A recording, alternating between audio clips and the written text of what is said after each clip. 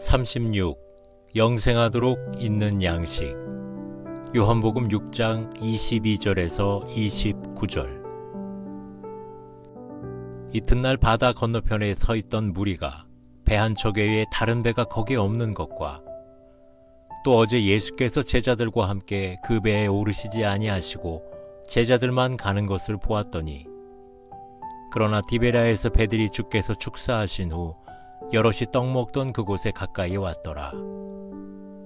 무리가 거기에 예수도 안 계시고 제자들도 없음을 보고 곧 배들을 타고 예수를 찾으러 가버나움으로 가서 바다 건너편에서 만나 랍비여, 언제 여기 오셨나이까 하니, 예수께서 대답하여 이르시되, 내가 진실로 진실로 너희에게 이르노니 너희가 나를 찾는 것은 표적을 본 까닭이 아니요 떡을 먹고 배부른 까닭이로다. 썩을 양식을 위하여 일하지 말고 영생하도록 있는 양식을 위하여 하라. 이 양식은 인자가 너희에게 주리니 인자는 아버지 하나님께서 인치신 자니라. 그들이 묻되, 우리가 어떻게 하여야 하나님의 일을 하오리이까? 예수께서 대답하여 이르시되, 하나님께서 보내신 이를 믿는 것이 하나님의 일이니라 하시니.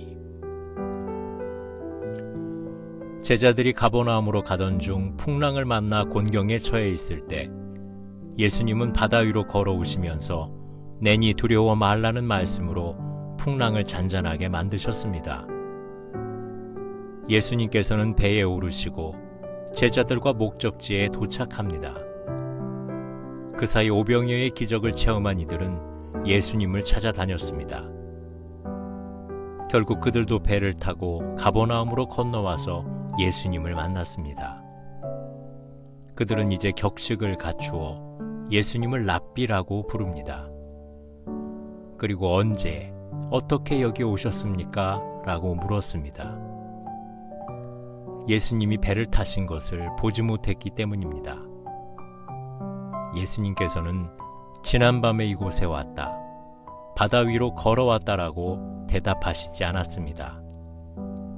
다만 너희가 나를 찾는 것은 표적을 본 까닭이 아니요 떡을 먹고 배부른 까닭이로다라고 그들의 우중을 전곡으로 찌르셨습니다. 그들의 믿음은 표적 믿음에도 도달하기가 부족한 것입니다. 예수님께 가는 길은 떡을 넘어 표적을 넘어가야 하는 것인데, 이 무리들은 아직 먹을 떡에 머물러 있습니다. 떡은 예수님을 보여주는 표적의 결과와 현상에 불과합니다. 그 표적은 예수님이 생명의 떡을 공급하는 하나님의 아들이요 예수님이 참된 생명의 떡임을 보여주는 사인입니다. 떡을 통해 표적을 보고 예수님을 믿어야 하는데 본질은 알지 못하고 현상에 머물러 있습니다. 떡을 넘어 표적을 넘어 하나님의 아들임을 보아야 했습니다. 그러나 그들은 표적이 주는 의미나 행하시는 분의 정체에 대해 생각하지 않았습니다.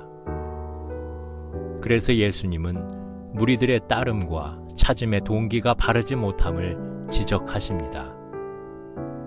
그들은 보는 것에 매달려 보이지 않는 것의 중요성을 인식하지 못하기 때문입니다. 보이는 현상 뒤에 숨어있는 진리를 보아야 할 텐데, 썩을 양식보다는 영생하는 양식을 구해야 하는데 말입니다. 떡보다는 예수님을, 치유보다는 예수님을 찾아야 하는데 말입니다. 외형만 보고 본질을 보지 못하는 것입니다. 하나님의 일도 그렇습니다. 하나님의 일을 하는 것이 눈에 보이는 거창한 업적을 남기는 것이 아닙니다. 그냥 예수님을 믿는 것입니다. 믿음으로부터 하나님의 일이 시작됩니다. 믿음은 행위의 처음이요 과정이요 마지막입니다. 노동으로 양식을 얻는 것이 아닙니다. 믿음으로 영생하도록 있는 양식을 얻습니다. 하나님의 일은 예수님을 믿는 것입니다. 영생을 얻는 것은 하나님의 아들을 믿는 것입니다. 믿음이 가장 큰 행위입니다. 믿게 되면 그 안에 모든 것이 다 들어 있습니다. 기도하겠습니다. 외형적인 것, 물질적인 것에 현혹되어 본질을 보지 못하는 잘못을 범하지 않도록 도와주시옵소서. 예수님을 믿는 것이 신앙의 가장 우선적인 행위임을 기억하게 도와주시옵소서. 예수님 이름으로 기도드립니다. 아멘.